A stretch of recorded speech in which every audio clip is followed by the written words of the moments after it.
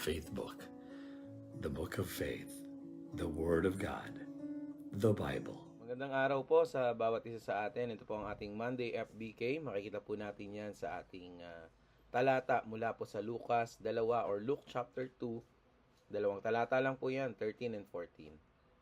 At biglang lumitaw ang isang karamihan ng hukbo ng langit na kasama ng anghel na iyon. Sila ay nagpupuri sa Diyos at nagsasabi, luwalhati sa Diyos sa kataas-taasan, sa lupa ay kapayapaan, sa mga tao ay kaluguran. Diyos po magpala sa pagbasa ng kanyang salita. Napakagandang talata po. Sa dalawang talatang ito ay nagpapahayag ng isang pagpupuri o yung tinatawag nating worship. Ano nga ba nangyayari po dito? Tara, aralin natin. Mula po yan sa Lucas na kung saan, or Luke chapter 2, nakita po natin dito, ang pinagmulan ng talatang ito ay mula doon kung babasahin natin sa verse 1. Ang pangyayari po rito ay isang pagkakataon, no? Isang malaking pagkakataon na merong pinanganak. At hindi ordinaryong panganganak o hindi ordinaryong ipinanganak. Kaya nga, doon sa talatang ating binasa ay isang pagpupuring talata. Dahil kung babasahin po natin dito po sa verse 1 up to verse 12, bago yung 13 and 14 na binasa natin, ay ipinanganak po si Jesus. Alam naman po natin na kung saan ay ang talatang ito ay nagpapakita at nagpapahayag na kung saan ay ang kapanganakan ng Panginoong Jesus ay isang kaganapan na magbibigay pag-asa sa lahat. Sa lupain ding iyon ay may mga tagapag-alaga ng mga tupa na namamalagi sa parang.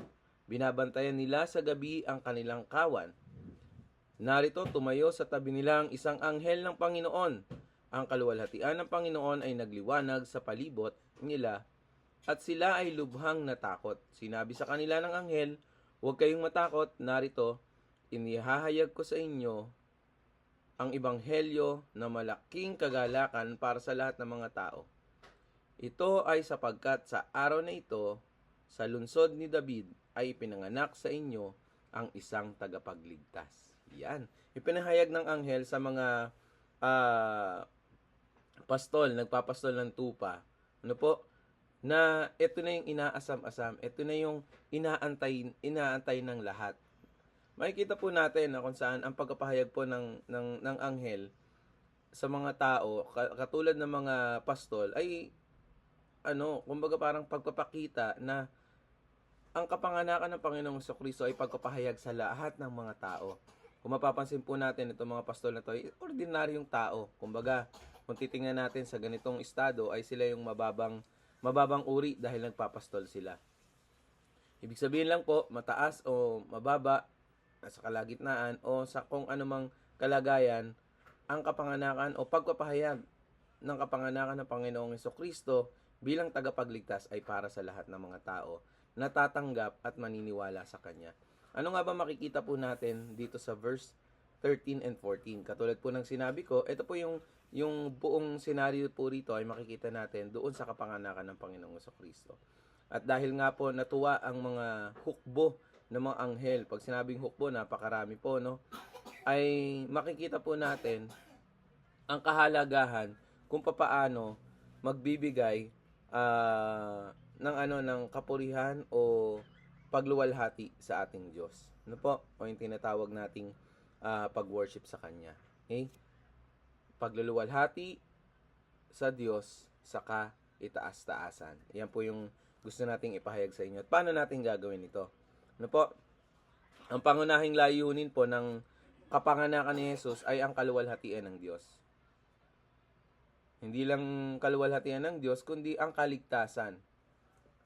Kaligtasan ay nagsisimula sa tamang relasyon sa Diyos. Hindi lamang sa panlabas na kaayusan, kundi yung relasyon ng ating puso, ng ating buhay sa ating Panginoon. So yung luwalhati sa Diyos, sa kaitaas-taasan, at kapayapaan sa lupa. Ang kapayapaan ay hindi lamang basta walang nangyayari, kumbaga walang gulong nangyayari, kundi Ang kapayapaan ay kapahayagan na merong magbibigay sa atin. O ito yung kabuuan ng kabuuan ng ating buhay. Pagkakasundo sa Diyos, sa kapwa at sa ating sarili. Tatlong bagay po yung kapayapaan na yan. Ang mundo ay naghahanap ng kapayapaan, ngunit si Jesus lamang ang pinagmumulan nito. Sa anumang bagay nating gagawin, hanggat wala tayong tamang relasyon sa Diyos at tamang pagkilala sa tagapagligtas,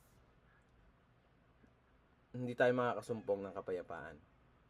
So, paano nga ba natin ito ma-apply sa ating buhay? Ilang mga bagay, doon sa 2 talata na yun, na nagpapakita ng pagluwalhati sa Diyos, pag-asa, at tagumpay. Una po, ibalik ang sentro ng ating buhay sa kaluwalhatian ng Diyos. Gaya ng pagkapakita ng mga libo-libong anghel, sa pagkapahayag nila, anong sabi doon sa verse 14, luwalhati sa Diyos sa kataas-taasan, sa lupa ay kapayapaan, sa mga tao ay kaluguran. Ayan. So, una, ibalik po natin ang ating sentro, ang buhay natin sa ating Diyos. Sa trabaho, pamilya, at ministeryo, piliing unahin ang karangalan ng Diyos kaysa pansariling ambisyon. Lalong-lalo na po ngayon, mas tingnan na po natin ang karamihan kaysa sa ating sariling ambisyon. Hanapin ang tunay na kapayapaan kay Kristo. Makakamtan ng kapayapaan kung meron po tayong tunay na relasyon kay Kristo. Sa gitna ng problema, lumapit kay Jesus sa panalangin, sa halip na umasa lamang sa sariling lakas. Hindi lang pag may problema, sa buo nating buhay. Pangatlo po, mamuhay bilang tagapagdala ng kapayapaan. O yung peacekeeper. Yan.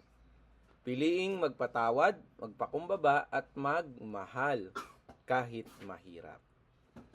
Isabuhay ang tamang tugon sa mabuting balita. Makinig, manampalataya, sumamba, at ibahagi sa iba.